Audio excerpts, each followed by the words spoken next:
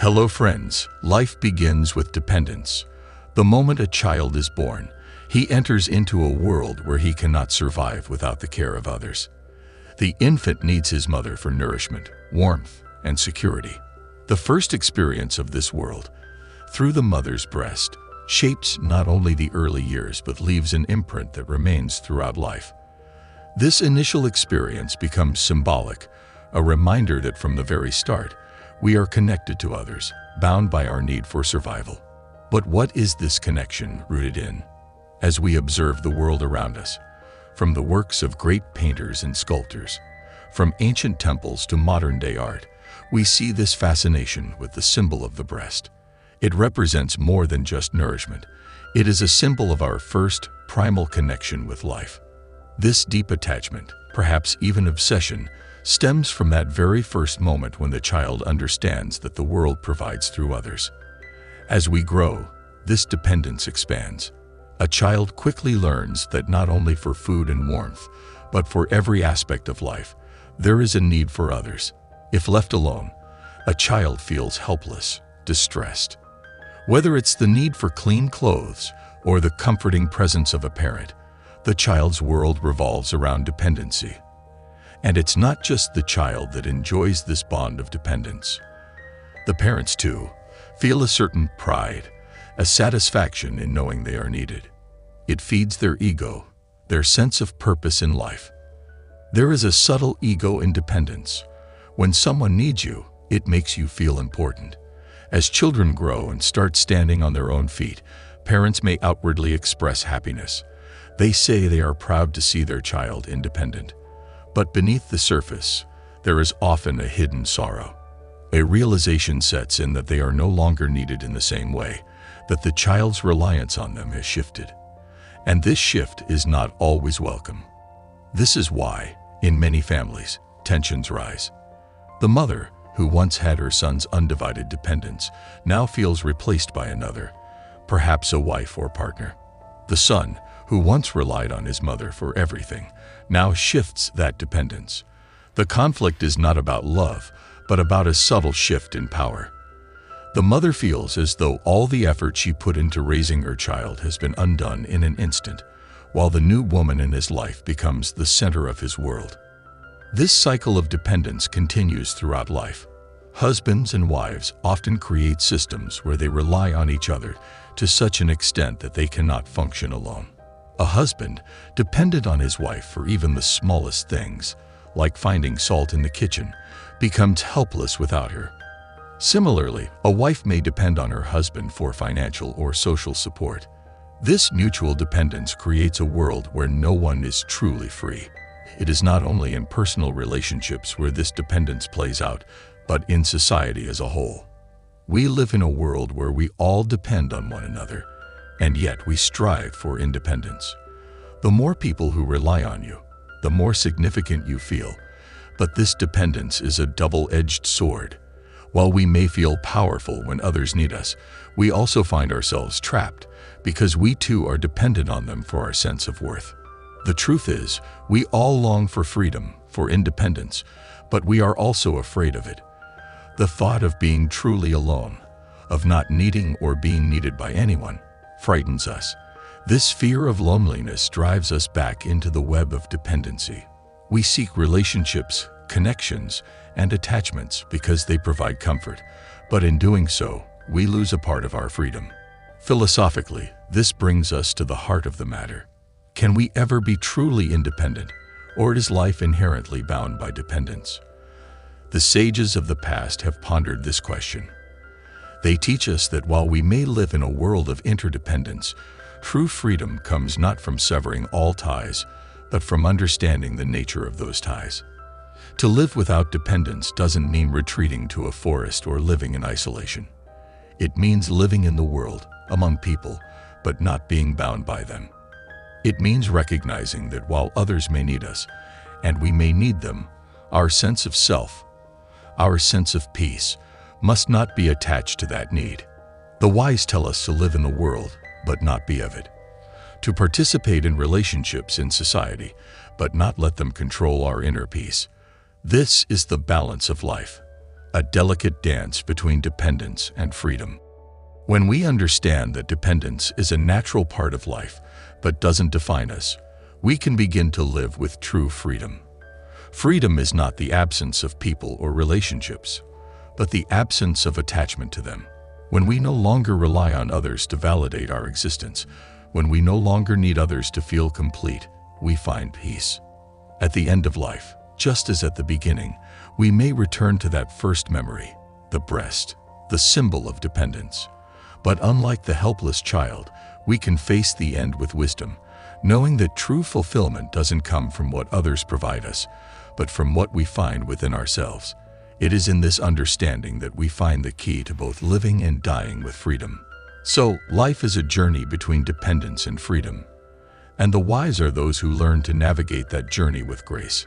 Let us live with others, love them, support them, but not be defined by them. True freedom lies in embracing life as it is, without fear, without attachment, and without losing ourselves in the process. As we reflect on the nature of dependence and freedom, we must turn our gaze to the modern world and examine how these ancient truths still resonate in the complexity of today's society. In our fast-paced, hyper-connected world, the struggle between dependence and independence has taken on new forms. We are more connected than ever, but somehow more disconnected from ourselves. The mental health crisis we face today, anxiety, depression, loneliness, are symptoms of a deeper issue rooted in the very balance we spoke about earlier. Today, dependence has extended beyond personal relationships. Technology, social media, and societal expectations have created new forms of dependency that often go unnoticed. We live in an age where the validation we once sought from close family or friends is now sought from the world at large. Every like, comment, or share on social media has become a currency of worth, and our minds have become addicted to this external validation. But this dependence on the opinions of others, magnified by the digital world, has left many of us more anxious and insecure than ever before. Our constant connection to the digital world has made it easy to confuse true connection with superficial attention. We measure our worth by the number of followers, the approval of strangers, and the curated versions of life that we see online. This creates a mental prison where our self-esteem is tied not to who we are, but to how others perceive us. And just like the infant who cries for his mother's breast, we find ourselves craving this attention to feel complete. The problem is that the more we seek validation from the outside world, the more we lose touch with our inner selves. This cycle leads to mental exhaustion, the constant need to compare ourselves to others, to prove our worth through achievements, appearances, or material success, creates a never-ending loop of dissatisfaction. This dissatisfaction is deeply connected to the very same issue of dependence we discussed earlier. When we depend on the external world to define us, we become trapped in a cycle of seeking, never finding, and always feeling inadequate.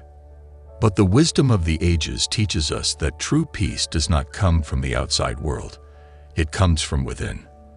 This is where we must apply the principles of wisdom in today's world, to break free from the mental chains of dependence on external validation. The Stoic philosophers, whom we can draw upon in moments of crisis, taught that the only thing we truly control is our own mind, our own reactions to the world. We cannot control how others see us, what they think of us, or how they respond. We can only control how we choose to live, how we choose to respond to the inevitable ups and downs of life. In a world full of distractions, the greatest act of rebellion is to cultivate inner stillness, to find a space within ourselves that is not swayed by the opinions of others, the pressure to conform, or the demands of modern life. This inner stillness is not about cutting ourselves off from the world, but about being in the world without being ruled by it.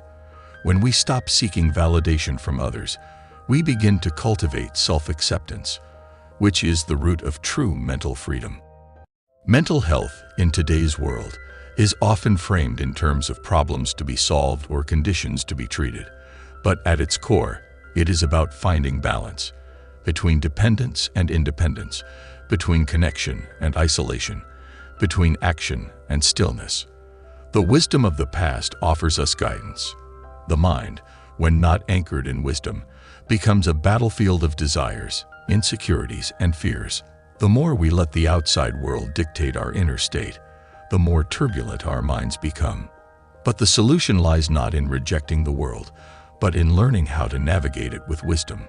We must ask ourselves, what am I truly dependent on? Is it the validation of others?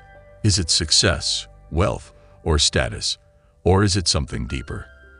Until we learn to shift our dependence from external things to internal virtues, things like courage, resilience, kindness, and self-awareness, we will always feel a sense of lack. The great Stoic philosopher Epictetus once said, "We suffer not from the events in our lives, but from our judgments about them." This insight is crucial for understanding the modern mental health crisis. Much of our suffering comes not from what happens to us, but from how we interpret those events, how we let them affect our sense of self. The more we depend on the world's approval, the more vulnerable we are to suffering. But if we cultivate inner strength, if we ground ourselves in virtues that cannot be taken away by the whims of the world, we find peace. We need to recognize that the digital age has created new illusions of independence. We feel that we are self-sufficient because we have access to information, resources, and technology at our fingertips. Yet, emotionally and mentally, we are more dependent than ever on approval, on distractions, on constant engagement. True independence comes from mental resilience, from the ability to be alone without feeling lonely, to engage with the world without being enslaved by it. So, in the light of wisdom, let us challenge ourselves to break free from these modern chains of mental dependence. Let us seek solitude not as a way to escape the world, but as a way to reconnect with our true selves. Let us engage with the world not to seek approval, but to express our own unique essence. Let us cultivate virtues that stand the test of time, rather than chasing after fleeting pleasures or the opinions of others. In today's world, true freedom is the freedom of the mind. And this freedom is available to all of us, regardless of our circumstances, our social standing, or our achievements. It is a freedom that comes from within, from understanding that while we may live in a world of interdependence, we can choose not to be mentally dependent. We can choose to ground ourselves in wisdom, to live with purpose, and to find peace in the midst of life's noise. This is the ultimate message of wisdom in today's world: to be in the world, but not of it; to live with others, but not to be ruled by their opinions; to seek fulfillment not from external things, but from the depth of our own inner virtues. And in doing so, we will find the freedom and mental clarity that so many of us long for, in a world that often seems designed to take it away.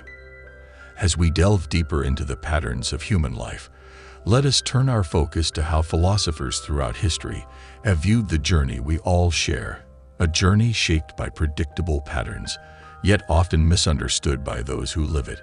Human life, with its cycles of growth, suffering, joy, and death, has been a subject of contemplation for millennia. The patterns of our existence, the rhythms of life that repeat themselves across generations, invite us to question, what is the true meaning of this cyclical existence? How do we navigate the inevitable struggles that come with being human? In the ancient world, philosophers like Socrates, Buddha, and Confucius recognized the repetitive nature of human life. They saw how we, as individuals, often fall into familiar patterns of desire, attachment, and suffering. These thinkers observed that life is not linear. It moves in cycles. Just as the seasons change, so too do we. We experience periods of growth, decay, death, and rebirth. This cyclical nature of life reflects a universal truth. Change is the only constant, and yet, within these cycles, we often resist change, clinging to the illusion of permanence. Socrates, for instance, believed that the key to living a meaningful life lies in self-awareness. He famously said, "The unexamined life is not worth living." This examination of life begins with recognizing the patterns we fall into. Much of our suffering, Socrates argued, comes from ignorance of our own habits, desires, and fears. We tend to repeat the same mistakes, fall into the same emotional traps, because we are unaware of these patterns that govern us. In modern terms, these patterns can be seen in our daily routines, our relationships, and our ambitions. We pursue happiness through material success, social approval, or fleeting pleasures, only to find that these things provide temporary satisfaction at best. We chase after them because we believe that they will bring us lasting happiness, but the philosophers teach us that true contentment cannot be found in external things. The more we rely on the external world for happiness, the more we become trapped in the cycle of desire and disappointment. The Buddha, similarly, taught that the root of all human suffering is attachment. His insights into the nature of life reveal that we cling to things, people, possessions, ideas, believing that they will give us security. But life is impermanent, and everything we cling to will eventually change or fade away. Our patterns of attachment cause us to suffer, because when the inevitable change comes, we are left feeling lost and ungrounded. Yet the Buddha also offered a way out of this cycle of attachment. He taught that by embracing the impermanence of life, by letting go of our desire for control, we can find peace. This is not a call to disengage from life, but rather to engage with it fully, without the fear of loss. When we stop trying to hold on to things that are by nature temporary, we free ourselves from much of the anxiety and pain that accompanies the human experience. Philosophers throughout history have agreed that life's patterns are not obstacles to be overcome, but truths to be understood. These patterns, the rise and fall of emotions, the cycles of success and failure, the ever-present march of time, are not meant to be resisted. They are the very essence of what it means to be human. The Stoics, particularly Marcus Aurelius, remind us that life is unpredictable and often beyond our control. But, as Marcus wrote in Meditations, you have power over your mind, not outside events. Realize this, and you will find strength. This Stoic perspective highlights an important philosophical truth. The pattern of life is largely beyond our control, but how we respond to it is entirely within our power. We cannot control the natural cycles of joy and sorrow, gain and loss, life and death. But we can control how we interpret and respond to these events. The Stoics believed that by accepting life's unpredictability, we could find peace in any circumstance. Their teachings remind us that the key to navigating life's patterns lies in cultivating inner resilience, not in trying to change the external world. In today's world, we often feel overwhelmed by the rapid pace of change. Technology, social pressures, and the demands of modern life can make us feel as though we are constantly chasing after something, whether it's success, happiness, or fulfillment. But the wisdom of philosophers teaches us that life is not about chasing after an ideal state of happiness. It is about understanding and embracing the patterns that make up our existence. We must recognize that suffering is not something to be avoided at all costs, but a natural part of life's pattern. In the same way, happiness is not a permanent state, but a fleeting experience that comes and goes.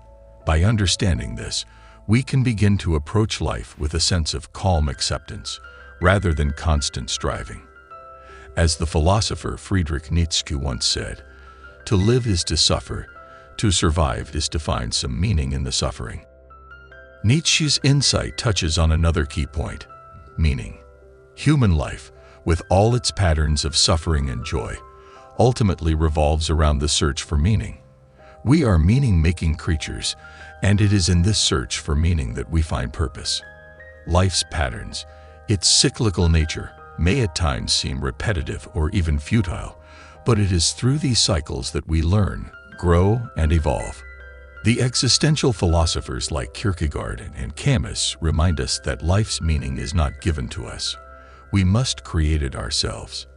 In the face of life's inevitable challenges, we have the freedom to choose how we respond, and in doing so, we define our own meaning. In conclusion, The philosophers offer us a way of understanding human life that transcends the surface-level pursuit of happiness or success. They teach us that life is a series of patterns, some joyful, some painful, but all integral to the human experience. Rather than resisting these patterns, we are called to embrace them, to learn from them, and to find meaning in the process. The wisdom of these thinkers invites us to live with awareness, to recognize the patterns that shape our lives, and to understand that true peace comes not from changing the external world, but from cultivating inner strength, wisdom, and acceptance. Life's patterns are inevitable, but how we navigate them is up to us. And it is in this navigation that we find the essence of what it means to live a life of purpose, meaning, and wisdom. As we come to the end of our reflection on human life, its patterns, and the wisdom passed down through the ages, let us pause and internalize the deeper message behind these thoughts. Across time, from the teachings of ancient philosophers to the realities of modern existence, one truth remains constant. Life is cyclical, ever-changing, and deeply interconnected. We are born into patterns of dependence, growth, joy, and suffering, and we all navigate these with a shared humanity. What the philosophers have shown us is that, while these patterns are inevitable, how we respond to them is entirely within our control. The Stoics teach us resilience in the face of life's unpredictability. The Buddha shows us the path of inner peace by letting go of attachment. Socrates reminds us of the importance of self-awareness, of constantly examining our lives, so that we can understand the patterns we fall into and choose a wiser path forward. And Nietzsche, Kierkegaard, and Camus point us toward the search for meaning. Not a meaning handed to us by the world, but one that we must create for ourselves. Today, as we face unprecedented changes in technology, society, and our mental well-being, these ancient truths are more relevant than ever. We are constantly pulled between dependence on others, external validation, and the desire for freedom. But the lesson is clear. True freedom, true peace, and true happiness come not from escaping life's patterns, but from embracing them with wisdom and understanding. We are not separate from life's cycles.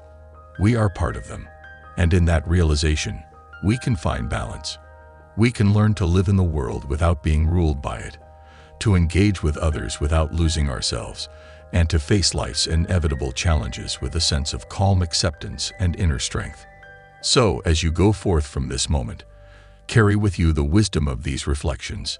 Examine your life with courage. Recognize the patterns that shape your thoughts, actions, and relationships.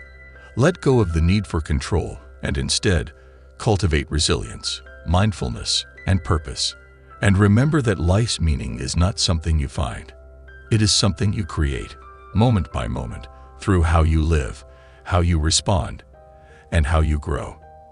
Thank you for your time, and may the wisdom we've explored today guide you through the ever-changing patterns of life.